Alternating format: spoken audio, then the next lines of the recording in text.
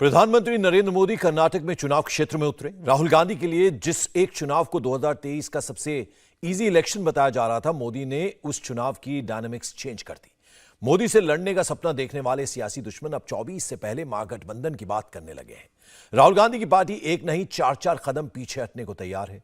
कांग्रेस की ओर से ऑफिशियल बयान भी आने लगे हैं, मगर कल तक राहुल को बिना शर्त समर्थन देने वाले विपक्षी दलों ने आज से डिमांड रखनी शुरू कर दी है। सवाल अब भी यही है कि क्या मोदी के दुश्मन वाकई एक होकर चुनाव लड़ सकते हैं या दुश्मनों की दोस्ती बस चंद दिनों के लिए है।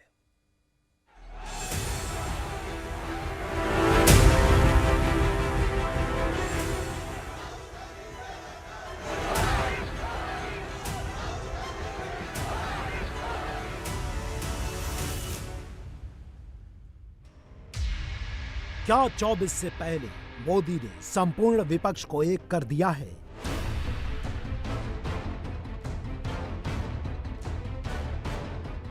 हम सब मिलके काम करेंगे। क्या मोदी ने राहुल को चुनाव जीतने का हथियार दे दिया है? फ्रीडम ऐप से सीखकर आपने बकरी पालन शुरू किया है क्या? अगर ऐसा है तो आप अपनी बकरियों को 1 करोड़ फ्रीडम ऐप के जो ग्राहक हैं उनको बिना किसी खर्चे के आप उन्हें बेच सकते हैं। ये विपक्ष को सबसे बड़ा इन्होंने हथियार दिया है। अगर सारे विरोधी साथ आ गए तो 24 में क्या सीन होगा? कांग्रेस लड़ेगी, राहुल जी लड़ेंगे, हम सब लड़ेंगे। ये हमारे रगों में जो खून दौड़ता है ना, ये शहीदों का खून है। यूपी में क्या होगा, एमपी में क्या होगा, बिहार में क्या होगा, बंगाल में क्या होगा, कर्नाटका में क्या होगा, तेलंगाना में क्या होगा और राजस्थान में क्या होगा? क्या विपक्ष वाकई एक होकर मोदी से लड़ सकता है? संसद से आउट होने के बाद राहुल गांधी हेडलाइन में इन हुए हैं। दुनिया भर के अखबार राहुल के बारे में खबरें छाप रहे हैं। New York times, Washington post, telegraph, BBC और सीएनएन में जो नहीं छप रहा, उससे बड़ी हेडलाइन रीजनल पार्टीज के नेताओं ने दी है। कांग्रेस उनका सपोर्ट देखकर बम बम है। डिस्क्वालिफिकेशन के बाद राहुल गांधी ने पहली प्रेस कॉन्फ्रेंस की तो सबसे बड़ी पॉलिटिकल हेडलाइन दी। तो आपको क्या लगता है अब वो समय आ गया है जब सारे विपक्ष को एकजुट हो जाना चाहिए?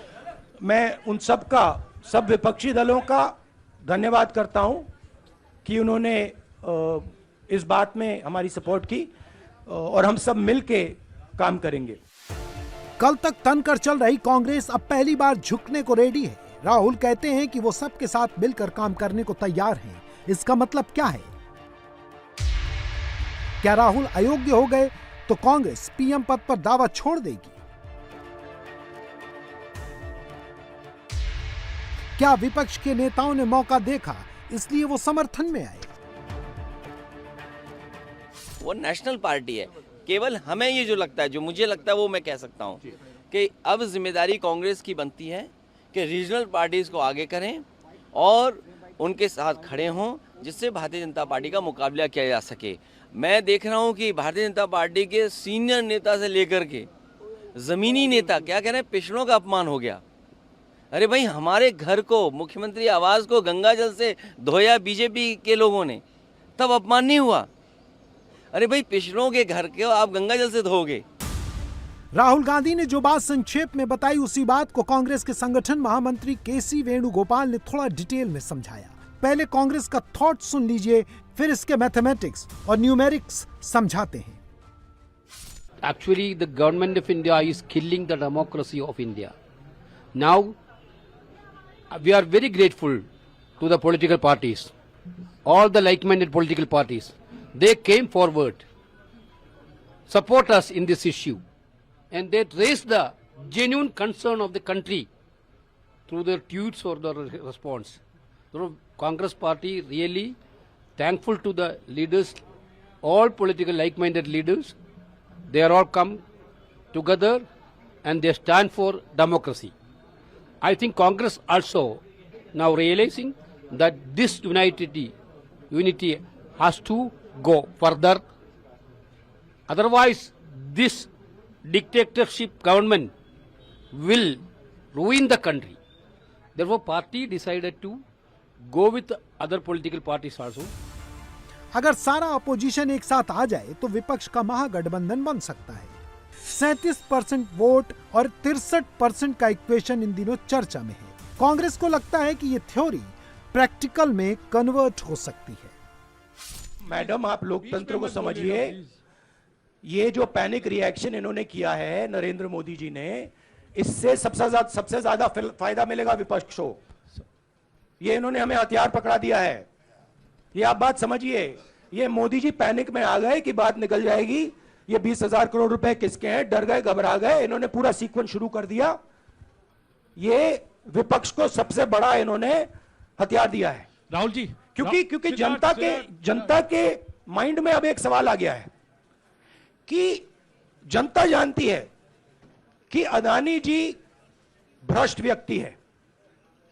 अब जनता के माइंड में यह सवाल उठा है कि इस भ्रष्ट व्यक्ति को हिंदुस्तान का प्रधानमंत्री क्यों बचा रहा है। राहुल गांधी और कांग्रेस का थॉट यह है कि अगर मोदी के खिलाफ पड़ने वाले वोटों को बंटने से रोक लिया जाए तो मोदी को हराया जा सकता है। मगर एक तो कांग्रेस और सारी अपोजिशन पार्टियों का महागठबंधन बनना मुश्किल है, दूसरे अगर वो साथ आ भी गए तब भी मोदी को हराना कोई हंसी मजाक नहीं है। मान लिया कि राहुल और केजरीवाल साथ आ गए, मगर क्या अखिलेश और मायावती फिर से साथ आएंगे? क्या बंगाल में ममता कांग्रेस और लेफ्ट दोनों से हाथ मिलाएंगी? क्या बंगाल और त्रिपुरा में कांग्रेस लेफ्ट के साथ रहेगी और केरल में उसी से लड़ेगी? चलिए पॉलिटिकली सबसे इंपॉर्टेंट स्टेट उत्तर प्रदेश से शुरू करते हैं। 19 के चुनाव में उत्तर प्रदेश में बीजेपी जिन 78 सीट पर लड़ी, वहां 51% वोट हासिल किए थे। दूसरे 49% में सपा, बसपा, कांग्रेस और अन्य तमाम दल शामिल थे। यानी योगी आदित्यनाथ के राज्य में अगर अखिलेश यादव, मायावती और प्रियंका गांधी वाड्रा साथ आ गए तो भी 49% वोट तक पहुंचना मुश्किल होगा, जबकि मोदी योगी के पास पहले से 51% वोट का शेयर है। उत्तर प्रदेश के अंदर हमारी जीरो टॉलरेंस की जो नीति रही है, उसने कुछ चीजें तो तय की। खास तौर पर ये उत्तर प्रदेश उपद्रवियों के लिए नहीं, उत्सवों के प्रदेश के रूप में माना जाएगा। उत्तर प्रदेश माफियाज के लिए नहीं, महोत्सव के लिए माना जाएगा।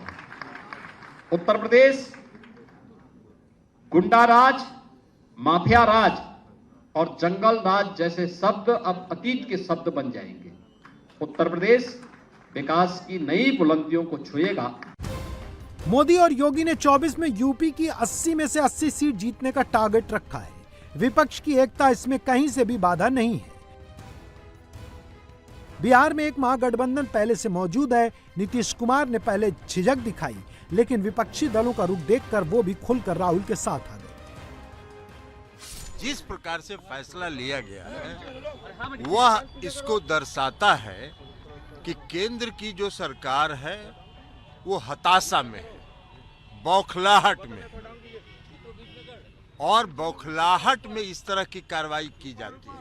फ्रीडम ऐप से सीखकर आपने बकरी पालन शुरू किया है क्या? अगर ऐसा है तो आप अपनी बकरियों को 1 करोड़ फ्रीडम ऐप के जो ग्राहक हैं उनको बिना किसी खर्चे के आप उन्हें बेच सकते हैं। आखिर लोकतंत्र है, उसकी कोई प्रक्रिया होती है। कोर्ट का जो फैसला होता है वो चुनाव आयोग जाता है, चुनाव आयोग के माध्यम से वो स्पीकर के यहाँ पहुँचता है, तब कोई फैसला होता है। अब ये 10 घंटा के अंदर सारी प्रक्रिया पूरी कर ली जाए तो इससे साफ झलक रहा है कि इसमें केंद्र सरकार की कहीं न कहीं भूमिका है। बिहार के बारे में 19 का डेटा देखकर 24 का अनुमान नहीं लगाया जा सकता, क्योंकि 19 में नीतीश कुमार मोदी के साथ थे और मोदी की मेहरबानी से ही जेडीयू ने 16 सीट जीती थी। बिहार के बारे में सबसे महत्वपूर्ण यह जानना है कि 19 में यहाँ मोदी का स्ट्राइक रेट परफेक्ट 100 था। बीजेपी 17 सीटों पर लड़ी और 17 सीटों पर जीती।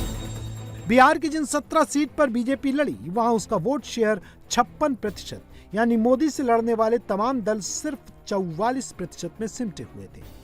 बिहार में इस बार मोदी ज्यादा सीटों पर लड़ेंगे तो ज्यादा सीटें जीतने का चांस भी होगा।